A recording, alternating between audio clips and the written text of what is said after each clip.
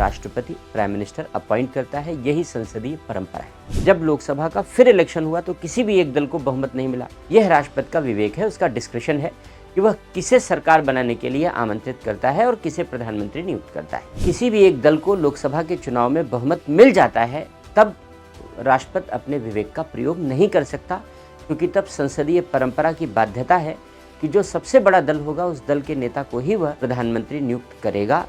ऐसा करने के लिए वो बाध्य है। प्रधानमंत्री के ऊपर निर्भर करता है किसको वो कैबिनेट मंत्री का दर्जा देता है, किसको राज्य मंत्री का दर्जा देता है। संपूर्ण मंत्रिपरिषद, पूरी की पूरी मंत्रिपरिषद सामूहिक रूप से, कलेक्टिवली लोकसभा के प्रति उत्तरदायी होती है। ब्रिटेन में जो प्रधानमंत्री का स्टेटस है वो फर्स्ट अमंग इक्वल्स का है, समानों में प्रथम का है। लेकिन भारत में जो प्रधानमंत्री का स्टेटस है वो फर्स्ट अमंग इक्वल्स का नहीं है, वो मंत्रिपरिषद का मुखिया है वो। हेलो बच्चों, कैसे हैं आप लोग? तो संभव की इस सीरीज में हम लोगों ने कल के लेक्चर में प्रेसिडेंट, वाइस प्रेसिडेंट के बारे में चर्चा कर ली थी, राष्ट्रपति और उपराष्ट्रपति। जब हम लोग यूनियन एग्जीक्यूटिव के बारे में चर्चा करते हैं तो यूनियन एग्जीक्यूटिव का जो अगला पार्ट है वो है काउंसिल ऑफ मिनिस्टर और प्राइम मिनिस्टर। क्योंकि हम सब जानते हैं कि राष्ट्रपति डी ज़्यूरे हेड है, वह डी फैक्टो हेड नहीं है। नाम मात्र की सत्ता है, वास्तविक सत्ता नहीं है। वास्तविक रूप में शक्तियों का प्रयोग प्रधानमंत्री और मंत्रिपरिषद के द्वारा किया जाता है। तो इसीलिए आज हम लोग राष्ट्रपति और उपराष्ट्रपति, प्रेसिडेंट और वाइस प्रेसिडेंट को पढ़ने के बाद काउंसिल ऑफ मिनिस्टर और प्राइम मिनिस्टर के बारे में अध्ययन करने जा रहे हैं। तो शुरुआत करते हैं हम लोग अध्ययन की। मंत्रिपरिषद क्या कॉन्स्टिट्यूशन में प्रावधान किए गए हैं और किस तरीके से मंत्रिपरिषद का गठन किया जाता है व्यवहार में, हम लोग उन सब के बारे में चर्चा करेंगे। Council of ministers, article 75।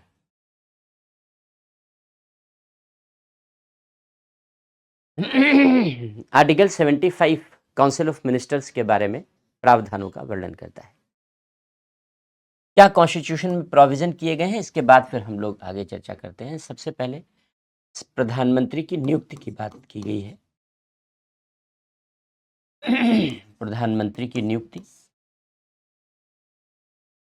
Prime minister का अपॉइंटमेंट। पोल्यूशन का असर है, दिल्ली में पोल्यूशन बहुत ज़्यादा है, तो प्रधानमंत्री की नियुक्ति कैसे की जाती है, प्राइम मिनिस्टर का अपॉइंटमेंट कैसे होता है। आर्टिकल 75 क्लॉज 1 है ये,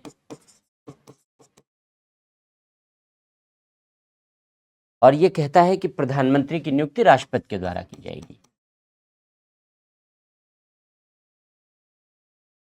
कैसे की जाएगी कॉन्स्टिट्यूशन ये नहीं बताता, लेकिन हम लोग जानते हैं कि हमने संसदीय शासन प्रणाली अपनाई है, पार्लियामेंट्री सिस्टम है हम लोगों के देश में।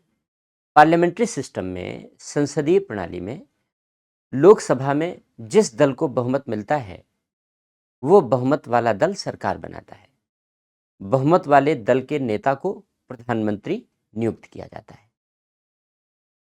तो स्वाभाविक सी बात है कि जब लोकसभा का चुनाव होता है, जिसे हम लोग जनरल इलेक्शन कहते हैं, आम चुनाव कहते हैं, इस आम चुनाव में जिस पॉलिटिकल पार्टी को आधे से एक ज़्यादा सीट मिल जाती है, यानी वो लोकसभा में बहुमत प्राप्त कर लेती है, वो पॉलिटिकल पार्टी सरकार बनाती है और उस पॉलिटिकल पार्टी के लीडर को राष्ट्रपति, प्राइम मिनिस्टर अपॉइंट करता है। यही संसदीय परंपरा है। ये कॉन्स्टिट्यूशन में नहीं लिखा है, ये संसदीय परंपरा है।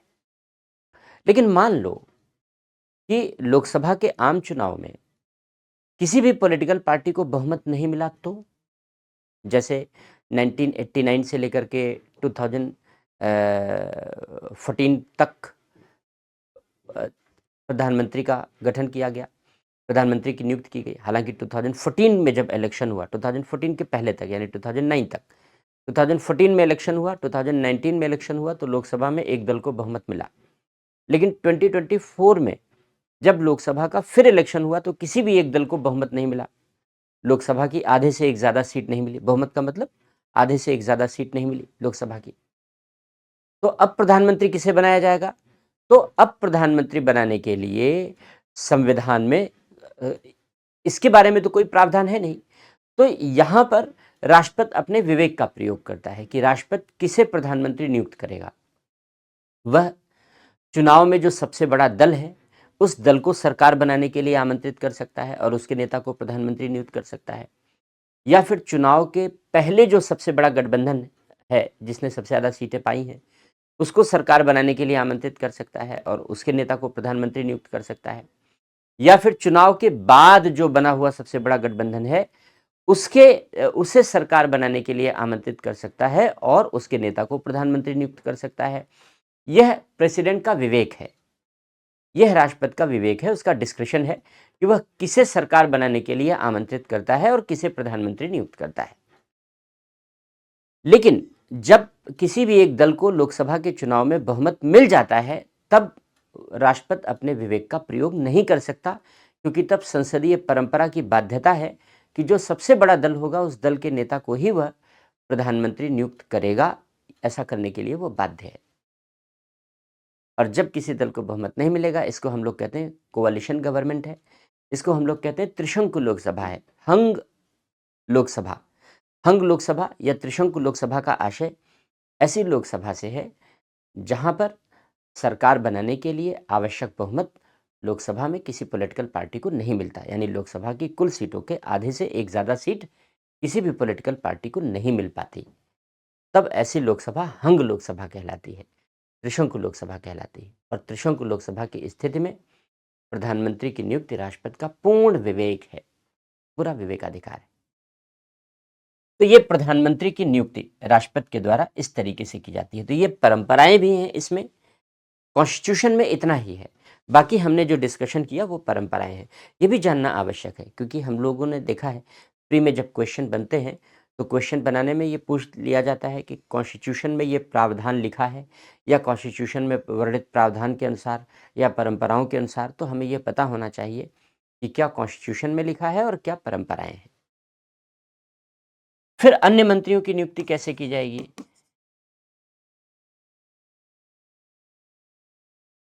अन्य मंत्रियों की नियुक्ति भी राष्ट्रपति के द्वारा की जाती है, लेकिन पीएम के परामर्श से की जाती है। प्रधानमंत्री के परामर्श से अन्य मंत्रियों की राष्ट्रपति के द्वारा नियुक्ति की जाएगी। हालांकि जब प्रधानमंत्री मंत्रियों का परामर्श देता है तो मंत्रियों के परामर्श देने में वो पूर्ण रूप से स्वतंत्र नहीं होता, क्योंकि राजनीतिक दल की सीमाएं हैं और तरह तरह की सीमाएं हैं जो उस पर इम्पोज होती हैं और वो उसी के अधीन अपने परामर्श को उपलब्ध कराता है।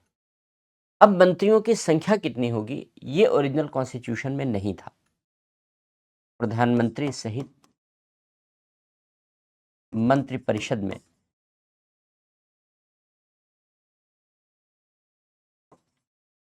मंत्रियों की कुल संख्या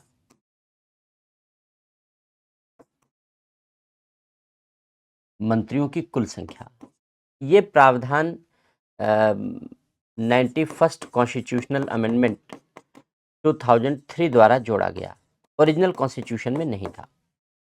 क्यों जोड़ा गया? क्योंकि जंबो मंत्रिमंडल बनाए जाते थे हमारे यहाँ, यानी मंत्रिपरिषद में मंत्रियों की संख्या बहुत अधिक होती थी, अनावश्यक मंत्री बनाए जाते थे। इससे सरकार के कामकाज में डुप्लीकेशन भी होता था, एक केओस अव्यवस्था भी पैदा होती थी और सरकारी खर्च बेतहाशा बढ़ जाता था। इसलिए यह तय किया गया, चूंकि कम सरकार अधिक शासन की अवधारणा है। Henry David Thoreau American writer हैं, वो कहते हैं वो सरकार सबसे अच्छी है जो सबसे कम शासन करती है। थोरो को ही गांधी जी ने फॉलो किया था सविनय अवज्ञा के लिए। पैसिव रेजिस्टेंस का विचार थोरो ने ही दिया था, उन्हीं को गांधी जी ने फॉलो किया था। तो वो कहते हैं सबसे अच्छी सरकार वो है जो सबसे कम शासन करती है। एनीवे, सरकार का आकार कम होना चाहिए। तो सरकार का आकार कम हो इसके लिए बहुत सारे चिंतकों ने फ्रांस के प्रबंध के क्षेत्र के जनक माने जाते हैं हेनरी फेयोल, उन्होंने भी इसी बात का प्रतिपादन किया था कि भाई मंत्रियों की संख्या कम होनी चाहिए सरकार में। तो एनीवे, तो हम लोगों ने भी 2003 में ये तय किया कि जो मंत्रिपरिषद में मंत्रियों की संख्या है वो बहुत ज़्यादा है, उसे कम करने की ज़रूरत है। तो प्रधानमंत्री सहित मंत्रिपरिषद में मंत्रियों की संख्या सीमित करने का प्रावधान कर दिया गया। क्या प्रावधान कर दिया गया?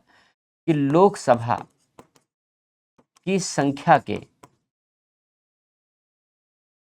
15%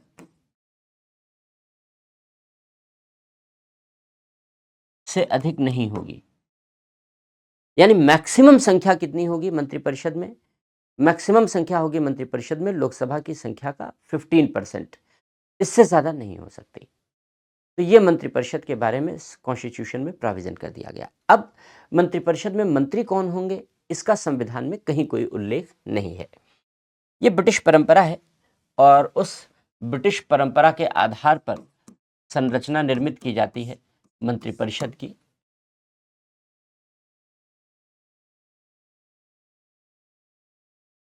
और मंत्रिपरिषद में सबसे पहले प्रधानमंत्री होता है, पीएम यानी प्रधानमंत्री, डिप्टी पीएम, उप प्रधानमंत्री यदि है तो, क्योंकि आवश्यक नहीं कि उप प्रधानमंत्री हों। जैसे उप प्रधानमंत्री की नियुक्ति सामान्यतः तभी की जाती है जब प्रधानमंत्री बनने के लिए लगभग 2 उम्मीदवार बराबर की प्रतिस्पर्धा में होते हैं, तब सामान्यतः उप प्रधानमंत्री की नियुक्ति होती है, अन्यथा नहीं होती।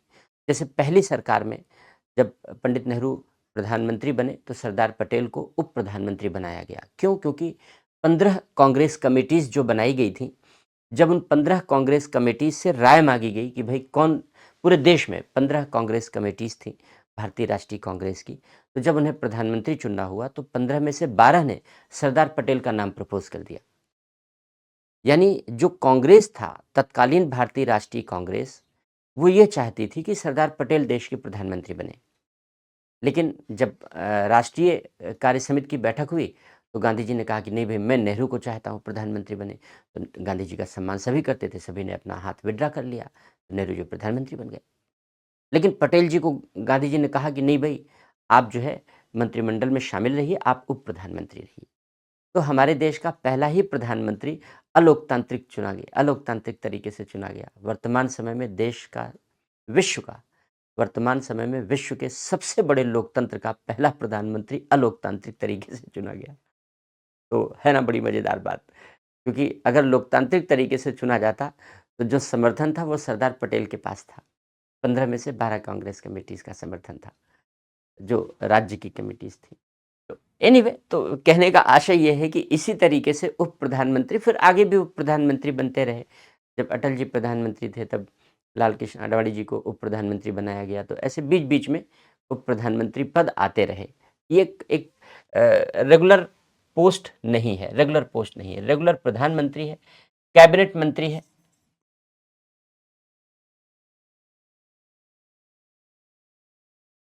इंग्लिश में कैबिनेट मंत्री कहते हैं इसे, और हिंदी में भी हमने यही शब्द प्रयोग किया है, क्योंकि हिंदी में इसको अलग-अलग तरीके से उपयोग में लाते हैं। जैसे अगर इसकी हिंदी करें हम तो मंत्रिमंडल मंत्री, मंत्रिमंडल स्तर का मंत्री, ऐसा कह देते हैं। या कहीं-कहीं आपको ये शब्द मैं प्रयोग नहीं करता, प्रोनंसिएशन में गड़बड़ हो जाएगा तो गड़बड़ हो जाएगा। कभी ना मंत्री भी कहते हैं इसको। तो हिंदी में कई सारे अनुवाद इसके मिल जाते हैं कैबिनेट मंत्री के। तो बेहतर है आप इंग्लिश वर्ज़न ही यूज़ करें कैबिनेट मंत्री, क्योंकि इनका कोई अर्थ नहीं है। ब्रिटिश परंपरा से लिए गए पद हैं प्रधानमंत्री, उप प्रधानमंत्री, कैबिनेट मंत्री। ब्रिटिश परंपरा से अपनाए गए पद हैं, उनका हमें कोई अर्थ नहीं निकालना है। अगला पद होता है राज्य मंत्री, स्वतंत्र प्रभार, मिनिस्टर ऑफ स्टेट,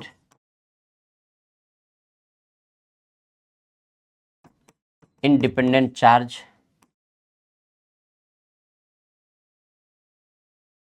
अब minister of state independent charge का मतलब है कि ये राज्य मंत्री है, स्वतंत्र प्रभार वाला है। कैसे होता है अभी बताते हैं हम इसको। लेकिन नाम है, इसका ये मतलब नहीं कि राज्यों से आए हैं। सारे लोग राज्यों से ही आते हैं, कोई मंगल ग्रह से नहीं आता। तो बस केवल पद नाम है। जैसे किसी का नाम राम नयन है, तो अब इसका ये मतलब नहीं कि वो भगवान राम की आँख है, नयन मतलब आँख। तो पद नाम है, संज्ञा है, इसका कोई अर्थ नहीं निकालना। राज्य मंत्री, minister of state,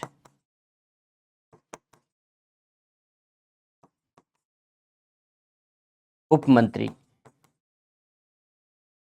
deputy minister, पहले पार्लियामेंट्री सेक्रेटरी भी होते थे यहाँ पर, अब उनको हटा दिया, अब नहीं बनाते। तो इतनी कैटेगरी के मंत्री होते हैं। अब इन कैटेगरी के मंत्रियों में देखो, जो कैबिनेट मंत्री हैं और राज्य मंत्री स्वतंत्र प्रभार हैं, ये किसी न किसी मंत्रालय के मुखिया होते हैं, प्रमुख होते हैं।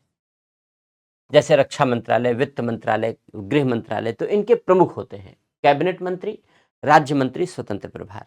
इन दोनों को प्रधानमंत्री के ऊपर निर्भर करता है किसको वो कैबिनेट मंत्री का दर्जा देता है, किसको राज्य मंत्री का दर्जा देता है। और जो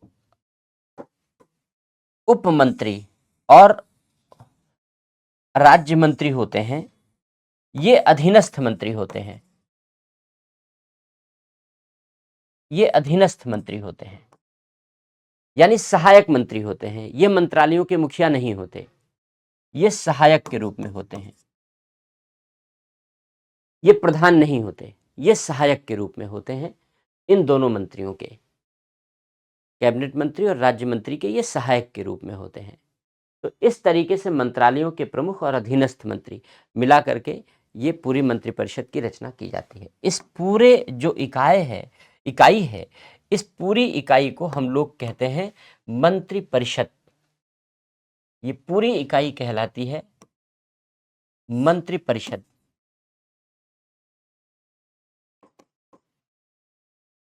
लेकिन इस इकाई में जो कैबिनेट मंत्री और प्रधानमंत्री से मिलकर बनने वाला निकाय है, ये जो छोटा निकाय है, इस छोटे निकाय को कहते हैं कैबिनेट, यानी मंत्रिमंडल।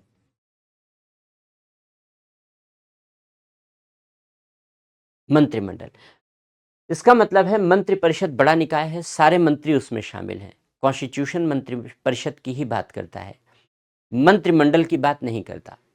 लेकिन मंत्रिमंडल शब्द का प्रयोग ब्रिटिश परंपरा से अडॉप्ट किया गया है और हमने मंत्रिमंडल शब्द को एक औपचारिक दर्जा अपनी शासन प्रणाली में दे रखा है। कैसे दे रखा है हमने अपनी शासन प्रणाली में औपचारिक दर्जा, इसकी हम लोग चर्चा कर लेते हैं।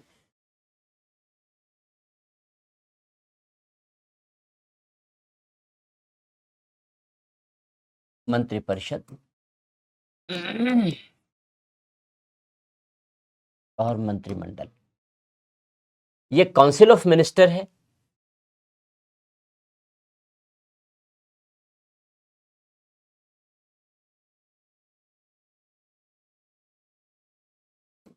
और ये कैबिनेट है।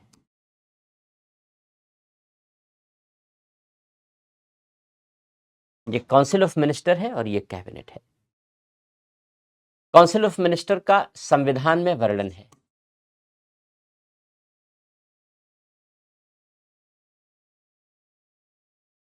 आर्टिकल 75 में। इसका संविधान में वर्णन नहीं है, मात्र आर्टिकल 352 में प्रयोग।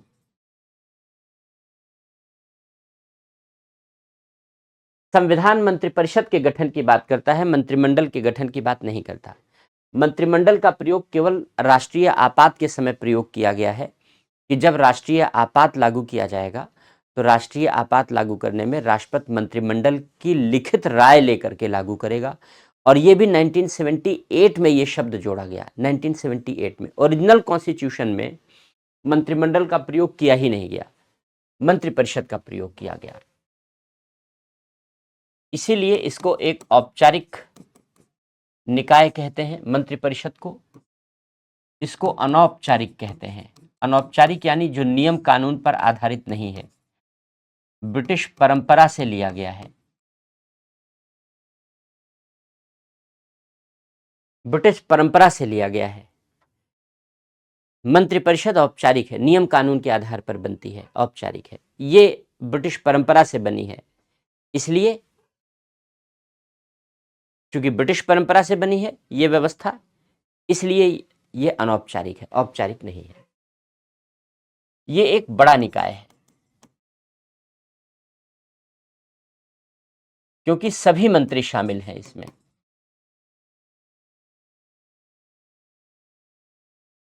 सभी मंत्री शामिल हैं। ये एक छोटा निकाय है, मात्र कैबिनेट मंत्री तक शामिल हैं। प्रधानमंत्री तो रहेगा ही सब में, लेकिन केवल कैबिनेट मंत्री तक के लोग कैबिनेट में शामिल होते हैं, जबकि मंत्रिपरिषद में सारे मंत्री शामिल होते हैं। जैसे हमारे देश की मंत्रिपरिषद बनी है वही प्रावधान है। आप जैसे प्रधानमंत्री हैं वर्तमान समय में मोदी जी, तो उनके अधीन तमाम कैबिनेट मंत्री हैं, रक्षा मंत्री, वित्त मंत्री, गृह मंत्री, ये सब कैबिनेट मंत्री हैं। इसके अलावा जैसे महिला और बाल विकास मंत्री हैं, तो फिर वो राज्य मंत्री स्वतंत्र प्रभार हैं। तो राज्य मंत्री स्वतंत्र प्रभार कैबिनेट का हिस्सा नहीं होंगे, कैबिनेट का भाग नहीं होंगे। ये प्रधानमंत्री तय करेगा कि किसको राज्य मंत्री स्वतंत्र प्रभार का दर्जा देना चाहता है और किसको कैबिनेट मंत्री का दर्जा देना चाहता है। जिसको वो कैबिनेट मंत्री का दर्जा देता है वो महत्वपूर्ण दर्जे के मंत्री होते हैं, क्योंकि वे कैबिनेट की बैठकों में भाग लेने के लिए बुलाए जाते हैं। राज्य मंत्रियों को सामान्यतः कैबिनेट की बैठकों में भाग लेने के लिए बुलाया नहीं जाता। तो इस तरीके से स्टेटस में थोड़ा अंतर आ जाता है। मंत्रिपरिषद संवैधानिक रूप से सर्वोच्च निकाय है।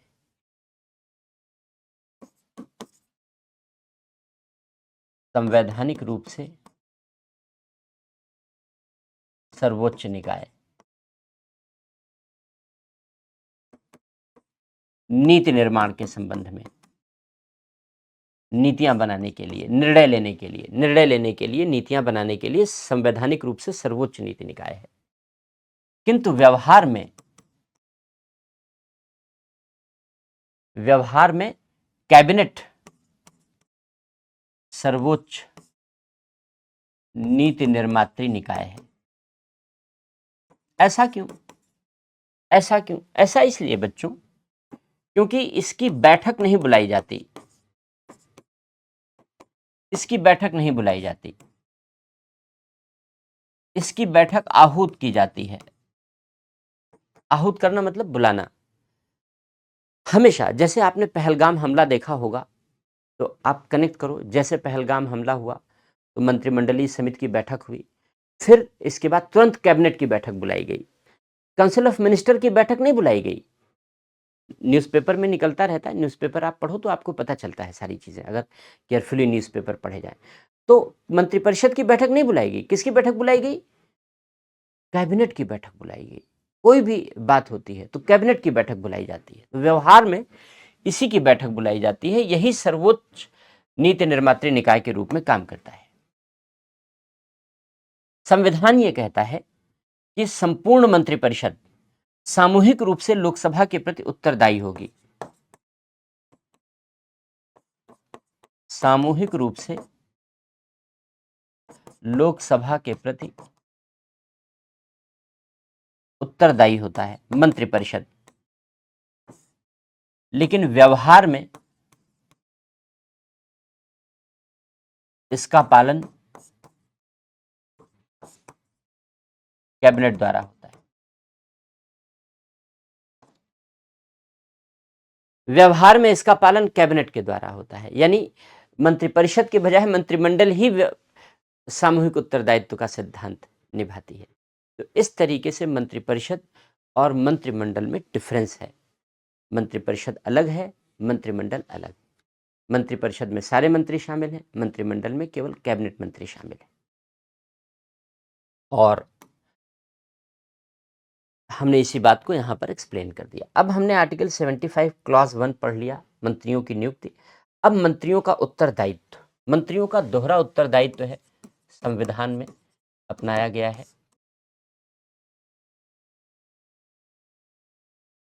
मंत्रियों का उत्तरदायित्व दोहरा उत्तरदायित्व है। पढ़ा था हमने जब संसदीय प्रणाली पढ़ी थी, कैसे दोहरा उत्तरदायित्व है। आर्टिकल 75 क्लॉज 2 ये कहता है कि सारे मंत्री राष्ट्रपति के प्रसाद पर्यंत पद धारण करते हैं, पद धारण करते हैं। इसका अर्थ यह हुआ कि राष्ट्रपति के प्रति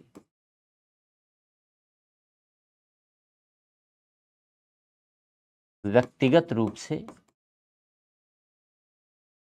उत्तरदायी होंगे। सारे मंत्री राष्ट्रपति के प्रति व्यक्तिगत रूप से उत्तरदायी होंगे, राष्ट्रपति के प्रसाद पर्यंत पद धारण करेंगे। इसका मतलब है राष्ट्रपति की इच्छा पर्यंत, जब तक राष्ट्रपति की इच्छा बनी रहेगी तब तक पद धारण करेंगे। और राष्ट्रपति की इच्छा बनी रहेगी, राष्ट्रपति की कोई इच्छा होती नहीं। इसका मतलब है कि सारे मंत्रियों की नियुक्ति थ्रू प्राइम मिनिस्टर होती है, और थ्रू प्राइम मिनिस्टर ये जिम्मेदारी सारे मंत्री राष्ट्रपति के प्रति निभाते हैं। एक बात है। दूसरी बात, प्राइम मिनिस्टर सीधे तौर पर राष्ट्रपति के प्रति उत्तरदायी होता है, इसलिए प्रधानमंत्री के राष्ट्रपति के प्रति कर्तव्यों का उल्लेख संविधान में कर भी दिया गया है। तो राष्ट्रपति के प्रति सारे जो मंत्री हैं वो व्यक्तिगत रूप से उत्तरदायी होते हैं। इसका अर्थ यह भी है कि जो भी निर्णय मंत्री के द्वारा लिया जाएगा उनके प्रति व्यक्तिगत जिम्मेदारी राष्ट्रपति के प्रति निभाई जाएगी। सारे मंत्रियों की नियुक्ति राष्ट्रपति करेगा और सारे मंत्रियों को पदमुक्त भी राष्ट्रपति कर सकता है। तो राष्ट्रपति मंत्रियों को अपॉइंट करता है, राष्ट्रपति मंत्रियों को पद से हटाता है। आर्टिकल 75 क्लॉज 3 ये कहता है कि संपूर्ण मंत्रिपरिषद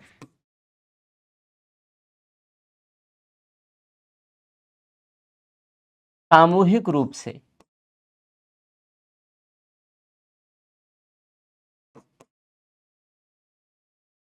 लोकसभा के प्रति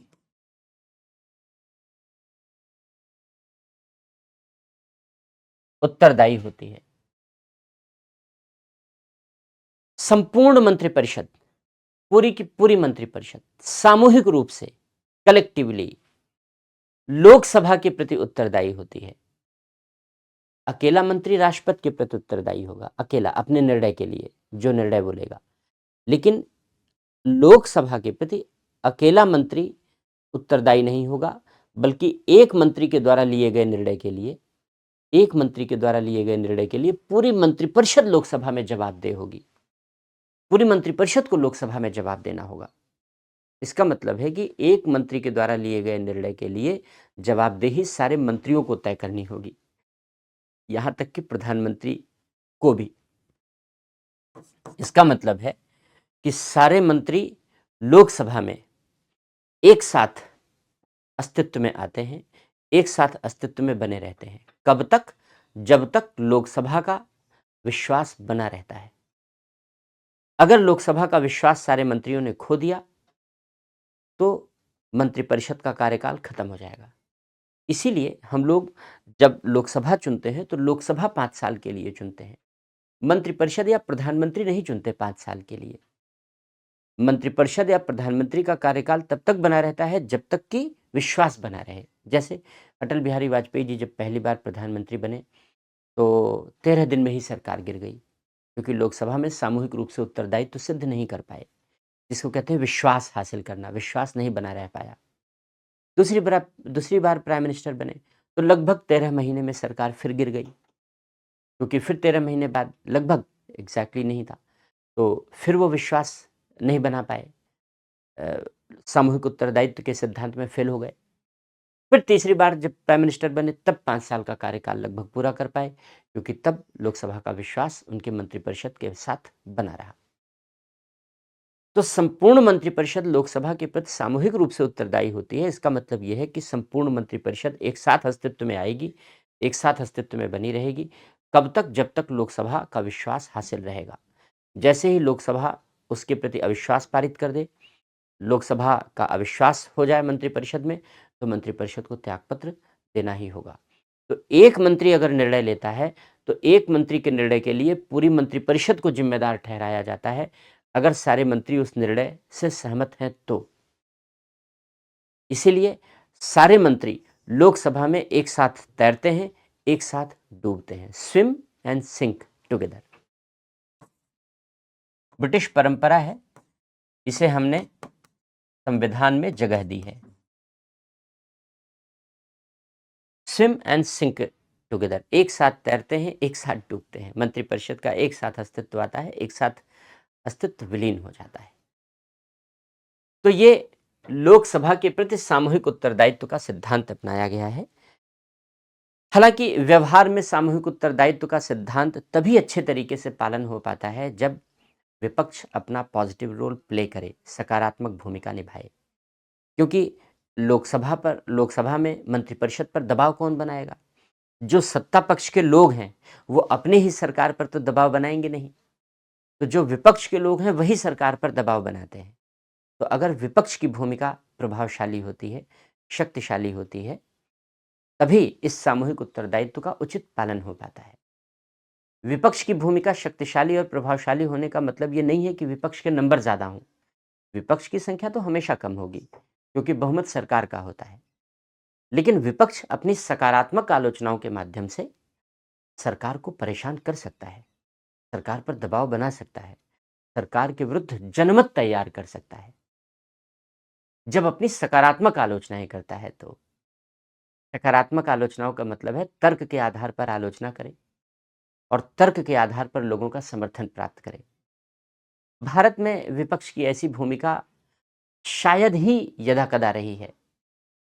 सामान्यतः भारत में विपक्ष निगेटिव रोल प्ले करता रहा है, इसलिए भारत में सामूहिक उत्तरदायित्व के सिद्धांत का उचित पालन कम हो पाता है, क्योंकि विपक्ष की भूमिका नकारात्मक रही है। और यही कारण है कि विपक्ष सरकार को अच्छे तरीके से कंट्रोल नहीं कर पाता। यह सिद्धांत बच्चों इसलिए लाया गया जिससे कि सरकार पर एक अंकुश रहे, सरकार नियंत्रण में रहे, सरकार निरंकुश होकर काम न करने पाए। लेकिन यह तभी होगा जब विपक्ष सरकार पर दबाव बना पाने में सक्षम हो। विपक्ष ऐसा कर सकता है अपने विचारों, अपने तर्कों और अपनी सकारात्मक सोच के माध्यम से। ब्रिटेन में करता है, इसीलिए ब्रिटेन में विपक्ष की भूमिका शैडो कैबिनेट कहलाती है। हमारे यहाँ विपक्ष इतना पॉजिटिव रोल नहीं प्ले कर पाता, इसलिए हमारे यहाँ सामूहिक उत्तरदायित्व का उतना बेहतर पालन, उतना शानदार पालन नहीं हो पाता। तो ये मंत्रिपरिषद की रचना के बारे में। अब कार्यकाल, हमने बताया कि मंत्रिपरिषद का कोई कार्यकाल नहीं होता, अनिश्चित है या अस्थिर कह लो, और लोकसभा के विश्वास पर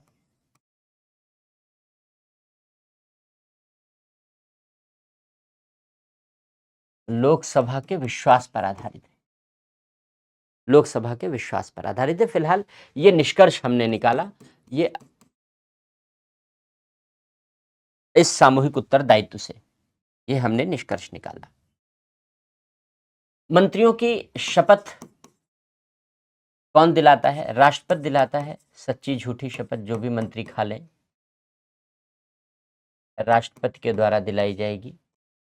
तीसरी अनुसूची के अनुसार, तीसरी अनुसूची में मंत्रियों के शपथ के प्रारूप दिए गए हैं और थर्ड अनुसूची में के अनुसार मंत्री पद और गोपनीयता की शपथ लेता है।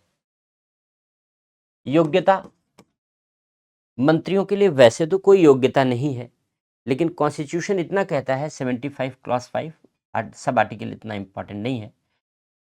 कॉन्स्टिट्यूशन इतना कहता है कि कोई भी व्यक्ति अगर 6 माह तक सदन का सदस्य नहीं है तो 6 माह के बाद मंत्री नहीं रहेगा। जो संसद के किसी सदन का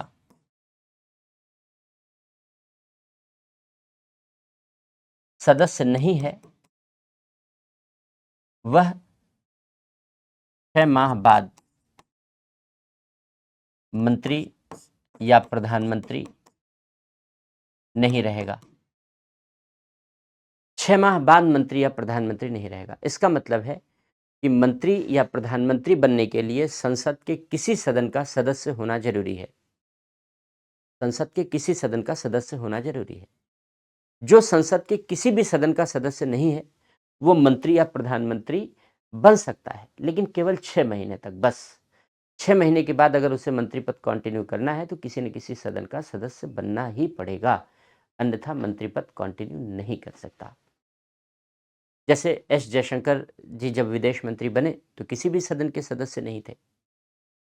फिर उन्हें राज्यसभा का मेंबर बनाया गया, तो राज्यसभा के मेंबर बन गए तो मंत्री पद कंटिन्यू हो गया। वेतन भत्ते, मंत्रियों के वेतन भत्ते संसद द्वारा निर्धारित किए जाते हैं। कानून बनाएगी संसद और कानून बना करके निर्धारित करेगी।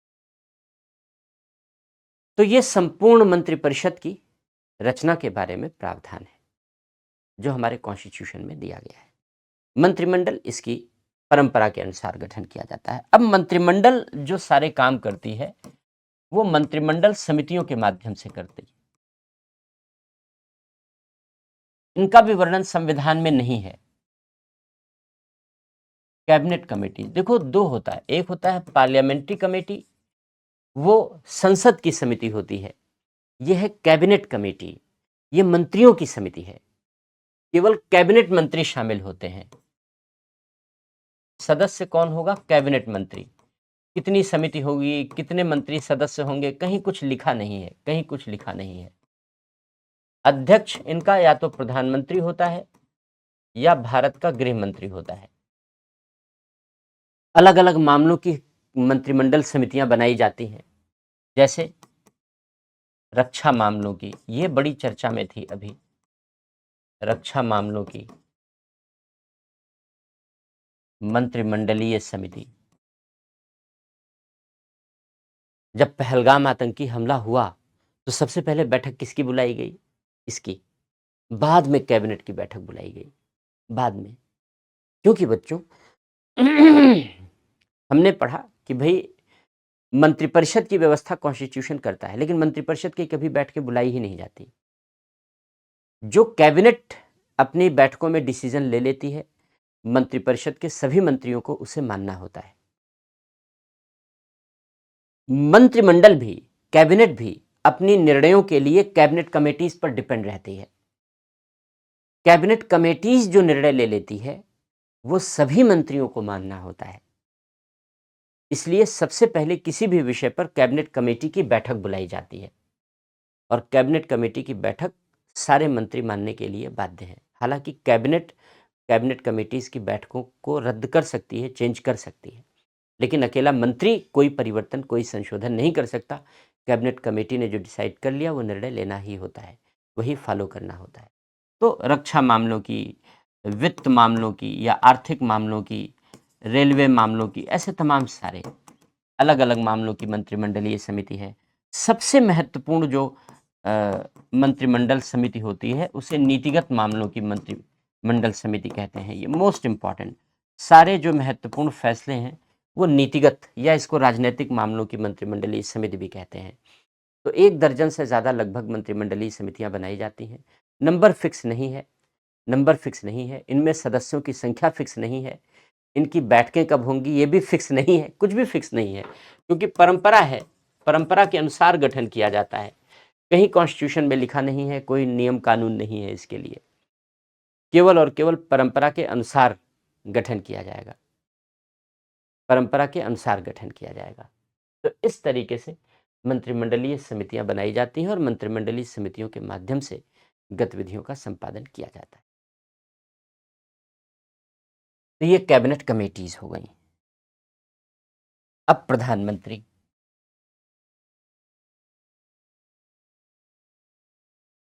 हमने पढ़ा कि प्रधानमंत्री की नियुक्ति कैसे की जाती है। प्रधानमंत्री अपनी भूमिकाओं का निर्वाह कैसे करता है इसका कॉन्स्टिट्यूशन में कहीं उल्लेख नहीं है, लेकिन ये डी फैक्टो हेड है।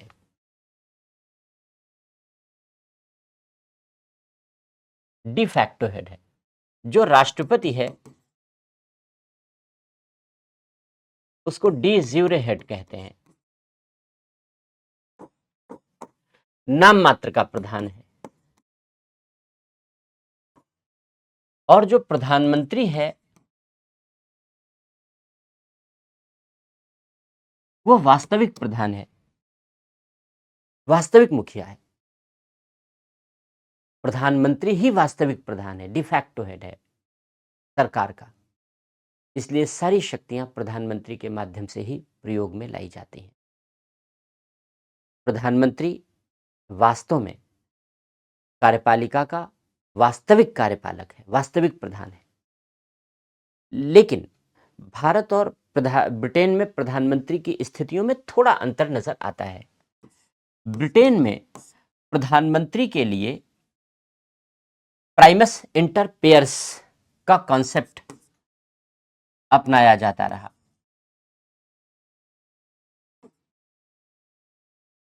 यानी फर्स्ट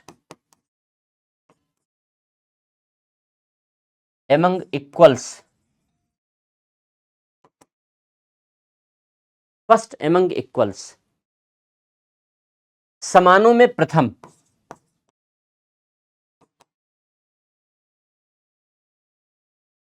समानों में प्रथम। इसका मतलब यह है कि ब्रिटेन में जो प्रधानमंत्री का स्टेटस है वो फर्स्ट एमंग इक्वल्स का है, समानों में प्रथम का है। लेकिन भारत में जो प्रधानमंत्री का स्टेटस है वो फर्स्ट एमंग इक्वल्स का नहीं है। वो मंत्रिपरिषद का मुखिया है, वो मंत्रिपरिषद का प्रधान है, वो मंत्रिपरिषद की धुरी है, वो उसकी इच्छा ही मंत्रिपरिषद का निर्णय है, उसकी इच्छा ही कानून है, सही अर्थों में देखा जाए तो। क्योंकि अगर विपक्ष अच्छा रोल प्ले ना करे तो, अन्यथा उसकी इच्छा ही निर्णय है, कानून तो नहीं कहना चाहिए, उसकी इच्छा ही निर्णय है, उसकी इच्छा ही नीति है। मंत्रिपरिषद वही निर्णय लेगी जो प्रधानमंत्री चाहेगा। पूरी मंत्रिपरिषद, पूरी सरकार प्रधानमंत्री के इर्द गिर्द घूमती है। प्रधानमंत्री की इच्छा ही सर्वोपरि होती है। प्रधानमंत्री पूरे मंत्रिपरिषद की धुरी है, केंद्र है, पिवट है। यदि एक मंत्री की मृत्यु हो जाए या एक मंत्री त्यागपत्र दे दे तो एक वैकेंसी खाली हो जाती है।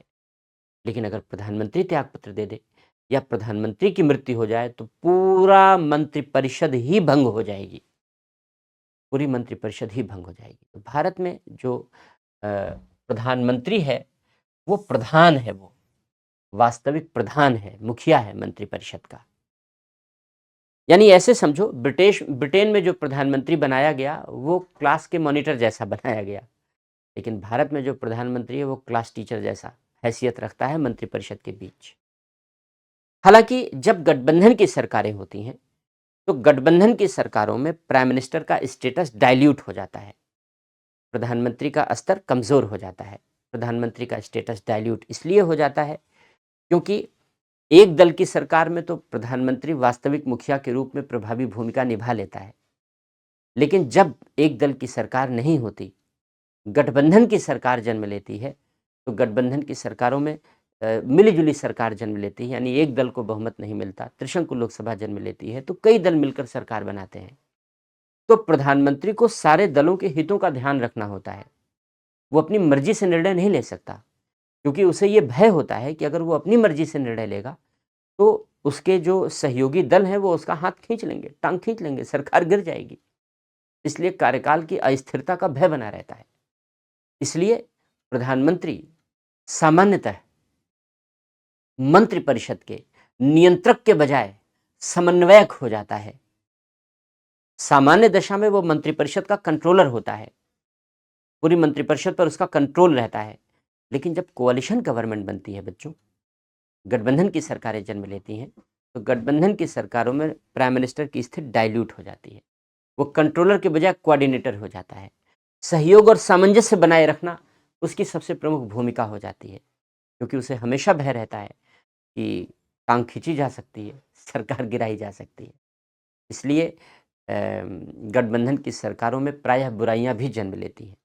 भ्रष्टाचार, अपराधीकरण, पहले लाभ के पद का दुरुपयोग, इससे पहले, और इस तरीके की जितनी भी तरीके की बुराइयां हो सकती हैं राजनीतिक और सरकार के स्तर पर, हर तरीके की बुराइयों के जन्म लेने और उनके आगे बढ़ने की संभावना हमेशा गठबंधन की सरकारों में प्रबल हो जाती है, क्योंकि सरकार को अपना बहुमत खोने का भय बना रहता है, प्रधानमंत्री को अपना बहुमत खोने का भय बना।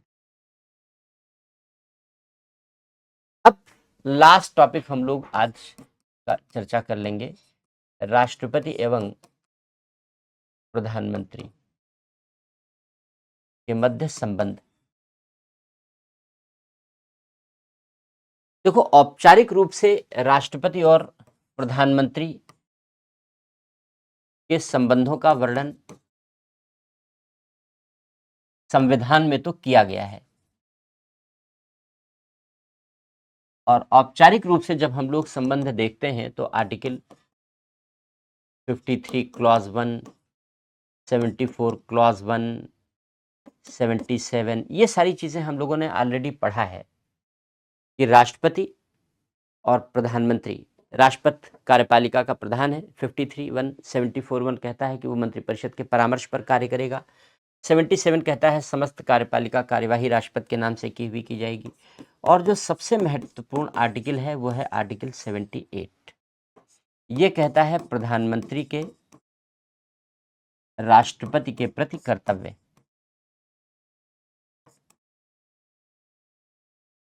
प्रधानमंत्री के राष्ट्रपति के प्रति कर्तव्य बताए गए हैं, 3 कर्तव्य बताए गए हैं। पहला कर्तव्य है कि प्रधानमंत्री का यह कर्तव्य है कि राष्ट्रपति को समय समय पर भारत सरकार की कार्रवाई के बारे में और कानून बनाने के लिए जो पहल की जानी है उनके बारे में सूचना देता रहे। तो ये प्रधानमंत्री का कर्तव्य है कि राष्ट्रपति को समय समय पर सूचना दे। दूसरी बात, राष्ट्रपति जो सूचनाएं मांगे वह सूचना राष्ट्रपति को उपलब्ध कराए। और तीसरी बात, अगर किसी मंत्री ने कोई निर्णय लिया है, पूरी मंत्रिपरिषद ने विचार नहीं किया है, तो राष्ट्रपति प्रधानमंत्री से कह सकता है कि उस निर्णय को पूरी मंत्रिपरिषद के सामने विचार के लिए रखवाए, तो प्रधानमंत्री ऐसा करेगा। तो ये 3 कर्तव्य आर्टिकल 78 में बताए गए हैं। तो ये औपचारिक रूप से प्रधानमंत्री और राष्ट्रपति के बीच संबंधों का वर्णन किया गया है। लेकिन व्यावहारिक रूप से जब हम लोग राष्ट्रपति और प्रधानमंत्री के बीच संबंधों को देखते हैं, तो औपचारिक रूप से तो चीज़ें फिक्स कर दी गई हैं, लेकिन संबंध अप्स एंड डाउन से घिरे रहे हैं, उतार चढ़ाव से घिरे रहे हैं। राष्ट्रपति और प्रधानमंत्री के बीच संबंध कैसे उतार चढ़ाव से घिरे रहे हैं? राष्ट्रपति और प्रधानमंत्री के मध्य संबंध पहले ही प्रधानमंत्री से और राष्ट्रपति के बीच टकराव की संभावनाएं जन्म लेने लगी। अच्छे सहयोग भी सामने आए हैं जब राष्ट्रपति और प्रधानमंत्री ने बेहतर सहयोग निभाया है और बेहतर तरीके से काम किया है, क्योंकि राष्ट्रपति एक अभिभावक की तरीके से कार्य करता है, हम लोगों ने पढ़ा है।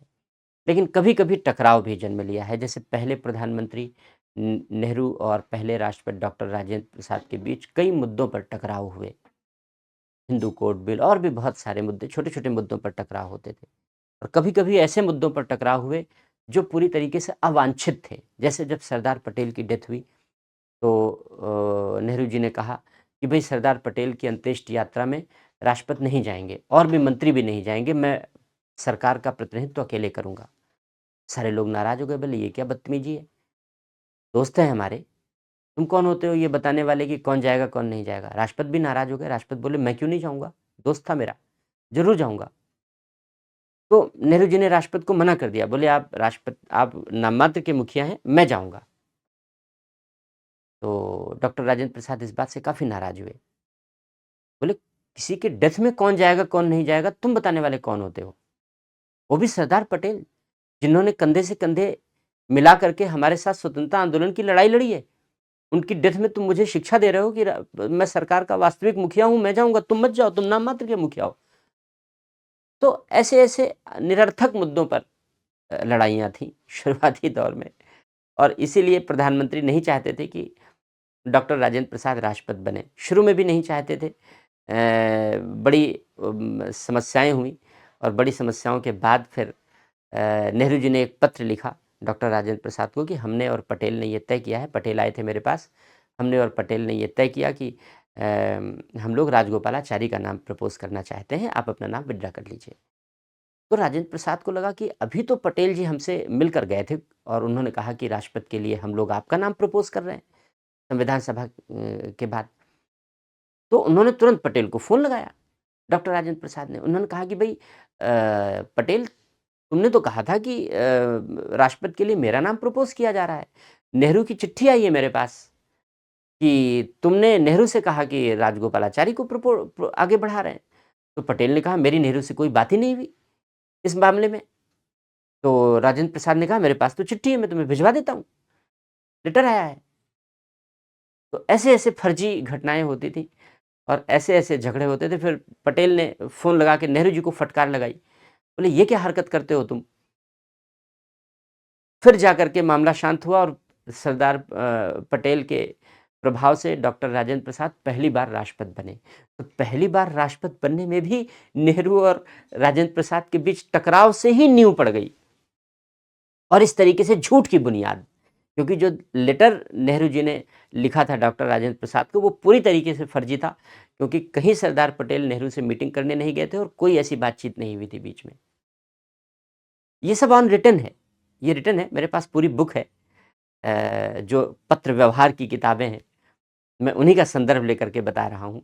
मेरी किसी से कोई दुश्मनी नहीं है, क्योंकि जब किसी के बारे में कोई तथ्य बताओ तो आदमी तुरंत चश्मा पहन लेता है कि लगता है ये बुराई कर रहा है या लगता है इनका विरोधी है। ऐसा कुछ भी नहीं, ये फैक्ट है।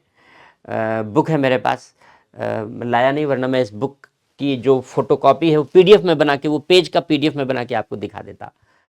तो हालाँकि ऐसी बात कहने के लिए मुझे लग रहा है कि पेज का पीडीएफ बना देना चाहिए, जिससे लोगों को लगे कि हाँ, ये ऑथेंटिक किताब है। सरकार के द्वारा भी ऑथेंटिक है। पत्र व्यवहार हैं जो पुराने, उन्हीं का निष्कर्ष, उन्हीं का हिंदी अनुवाद बता रहे हैं। तो ऐसे छोटे-छोटे मुद्दे थे। मेरे इन घटनाओं को बताने का आशय ये है कि कोई ऐसा बड़ा मुद्दा नहीं था हिंदू कोड बिल जैसे विषयों को छोड़ करके, जिस पर कोई बड़ा टकराव होता। लेकिन ऐसे छोटे-छोटे मुद्दों पर अनावश्यक के टकराव थे। ये तो अनावश्यक की बातें थी ना टकराव की।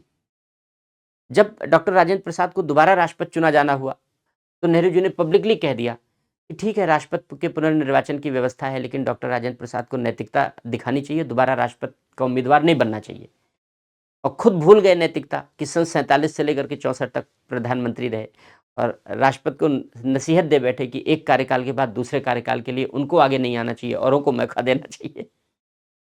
तो इस पर भी काफ़ी विवाद हुआ। पूरी कांग्रेस एक साथ हो गई, नेहरू अकेले पड़ गए। तो कांग्रेस के दबाव के कारण नेहरू को मानना पड़ा कि नहीं, डॉक्टर राजेंद्र प्रसाद को दूसरे कार्यकाल के लिए प्रत्याशी बनाया जाएगा। तो दूसरा कार्यकाल भी उनका बड़ा टकराव भरा रहा नेहरू के साथ। तो ऐसे छोटे-छोटे मुद्दे थे जिन मुद्दों पर पहले ही प्रधानमंत्री और राष्ट्रपति के बीच टकराव की नींव पड़ गई। फिर आगे चलकर बीच-बीच में छोटे-मोटे मुद्दे होते रहे। वीवी गिरे और इंदिरा गांधी के बीच, फखरुद्दीन अली अहमद और इंदिरा गांधी के बीच। और इसीलिए जब फखरुद्दीन अली अहमद ने इंदिरा गांधी को परामर्श दिया कि भई ये तो गलत बात है, आंतरिक अशांति के आधार पर राष्ट्रीय आपात न लगाया जाए। तो इसी के बाद फिर 42वां संविधान संशोधन कर दिया गया और ये कह दिया गया कि प्रधानमंत्री की बात राष्ट्रपति हर मामले में मानने के लिए बाध्य होगा। 42वें संशोधन के माध्यम से इसीलिए कर दिया गया कि राष्ट्रपति प्रधानमंत्री की बात पर विचार न करे, वो आँख बंद करके स्वीकार करे। फिर इसके बाद आगे चल कर के के.आर. नारायणन जब राष्ट्रपति बने, तो राष्ट्रपति शासन के मुद्दे पर उन्होंने 2-3 बार विचार परामर्श को वापस कर दिया। डॉक्टर कलाम जब राष्ट्रपति बने, तो डॉक्टर कलाम और मनमोहन सिंह के बीच फिर विवाद उत्पन्न हुए, क्योंकि भ्रष्टाचार को लेकर के, राजनीति के अपराधीकरण को लेकर के, लाभ के पद के दुरुपयोग को लेकर के उन्होंने बार-बार पत्र प्रधानमंत्री को लिखे। प्रधानमंत्री को ये बात पसंद नहीं थी, मनमोहन सिंह को ये बात पसंद नहीं थी। नतीजा ये हुआ कि डॉक्टर कलाम और मनमोहन सिंह के बीच रिलेशन अच्छे नहीं रहे और यही कारण है कि जब डॉक्टर कलाम को दूसरा कार्यकाल देने की बारी आई, भारत चाहता था, देश के सभी लोग चाहते थे कि डॉक्टर कलाम को दूसरा कार्यकाल दिया जाए, लेकिन वो नहीं दिया जा सका दूसरा कार्यकाल, क्योंकि प्रधानमंत्री और उनके दल के लोग इस बात से सहमत नहीं थे कि उनको दूसरा कार्यकाल दिया जाए, क्योंकि बहुत चिट्ठी लिखते थे डॉक्टर कलाम। वे भ्रष्टाचार कम करो, अपराधीकरण कम करो, दुरुपयोग मत करो सत्ता का। तो प्रधानमंत्री को ये बात नागवार गुज़रती थी। तो ऐसे-ऐसे छोटे-मोटे टकराव यदा-कदा रहे हैं। सबसे बड़ा जो टकराव उत्पन्न हुआ, ये कभी एक बार क्वेश्चन पूछा भी गया था। जो सबसे बड़ा टकराव जन्म हुआ वो राजीव गांधी और ज्ञानी जैल सिंह के बीच उत्पन्न हुआ। डाकघर संशोधन विधेयक के मुद्दे पर और भी छोटी-छोटी बातों पर। प्रधानमंत्री विदेश यात्राओं पर जाते थे तो राष्ट्रपति को आकर के सूचना नहीं देते थे, जबकि आर्टिकल 78 के अंतर्गत ये संवैधानिक परंपरा है कि प्रधानमंत्री ऐसा करे। तो ऐसे छोटे-छोटे मुद्दों पर वहाँ भी कई सारे टकराव उत्पन्न हुए। तो सबसे गहरा टकराव माना जाता है ज्ञानी जैल सिंह और राजीव गांधी के बीच। ऐसे कुछ अवसरों को छोड़ दें तो राष्ट्रपति और प्रधानमंत्री के बीच संबंध अच्छे रहे हैं और राष्ट्रपति ने हमेशा संविधान की रक्षा होती रहे, चूँकि राष्ट्रपति संविधान के संरक्षण, परिरक्षण और प्रतिरक्षण की शपथ लेता है, इसलिए राष्ट्रपतियों ने इसी शपथ की भावना के अनुरूप कार्य किया है और भूमिका निभाने का प्रयास किया है। चूँकि प्रधानमंत्री राजनीतिक आधारों पर अपनी भूमिका निभाता रहा है, संकीर्ण आधारों पर भी कभी-कभी प्रधानमंत्री अपनी भूमिका निभाता रहा है, इसलिए राष्ट्रपति के साथ टकराव की संभावनाएँ जन्म लेती रही हैं, अन्यथा नहीं। यानी राष्ट्रपति और प्रधानमंत्री के बीच यदि टकराव में हम सुधार की बात करें तो प्रधानमंत्री को ही अपनी नीयत सुधारनी होगी या अपने दृष्टिकोण को सुधारना होगा। राष्ट्रपतियों ने संवैधानिक परंपराओं के अनुरूप ही भूमिकाएँ निभाई। क्योंकि राष्ट्रपति संविधान से प्रेरित होता है, प्रधानमंत्री राजनीति से प्रेरित होता है। ये मूल कारण रहा है। तो ये राष्ट्रपति और प्रधानमंत्री के बीच संबंध है। इस तरीके से आज हम लोगों ने राष्ट्रपति पहले पढ़ लिया था हम लोगों ने बच्चों, आज हम लोगों ने प्रधानमंत्री और मंत्रिपरिषद के बारे में चर्चा कंप्लीट कर ली है। तो आज का टॉपिक छोटा-सा टॉपिक था क्योंकि ये दोनों छोटे-छोटे टॉपिक थे। तो आज की चर्चा को हम लोग यहीं पर विराम देते हैं। हालाँकि आज का टॉपिक इंटरेस्टिंग भी था। कुछ घटनाएँ थी बड़ी इंटरेस्टिंग सी, तो इसलिए हमने आपको बता दी। सारी लिखी नहीं जाती, कुछ आप लिख सकते हैं। जैसे अगर व्यावहारिक रूप में संबंधों के बारे में पूछा जाए तो आप लिख सकते हैं कि राष्ट्रपति और प्रधानमंत्री के बीच तनाव हुए यदा-कदा। सबसे प्रमुख तनाव तो राजीव गांधी और ज्ञानी जैल सिंह के बीच हुआ, ये प्री में एक बार पूछा भी गया था। तो ये कुछ महत्वपूर्ण बातें हैं, इन बातों को समझाने के लिए मैंने ये आपको घटनाएँ बता दी। उम्मीद है ये बात समझ में आई होगी। तो फिर नेक्स्ट क्लास में फिर मुलाकात होगी। आज के लिए इतना ही। Thank you.